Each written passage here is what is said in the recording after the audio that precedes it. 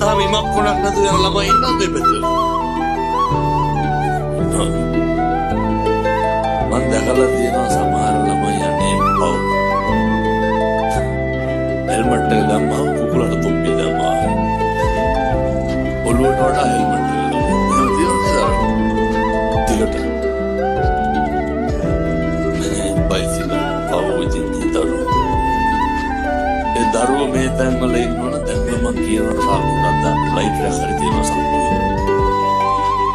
ඒක සාකුණ තුන් කල බලු. උණු පැග. පෙති. බොහොම ඉක්මනට මට හුරු කරන සමාජය. ඒක තාත්තා කෙනෙක් කියනවා කොල්ලට අවුරුදු 16යි හාමුදුරුවනේ ළමයා ටිකක් මුරණ්ඩුයිලු. මං ඇහුවා දැන් ඔය ඇත්ත මොකද කරන්නේ මුරණ්ඩුකමට? මං ටිකක් තදට ඉන්න පටන් ගත්තලු එතන ඉඳලා. මේ ඇත්තත් එහෙම ළමයි දඟයි නම් අම්මලා තාත්තලා මොකද කරන්නේ? තදට ඉන්න. ඌවා දඩ ගොම් වැඩ පින්නතුනේ.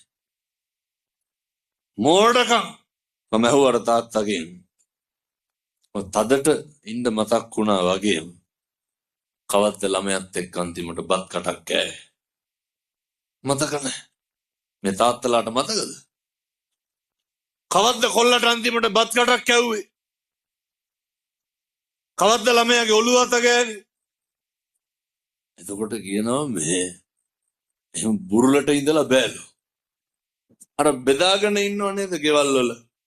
මේ තාත්තා සැරට ඉන්නවා අම්මා බුරුලට ඉන්නවා. අනේ කවුද ඔය කියන්නේ?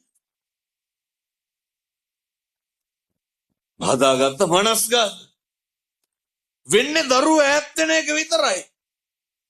මම අපේ තාත්තලාට කියනවා පැත්තොන්ගේ අර බජාර් භාෂාවෙන් කියන්නේ ආතල්නේ.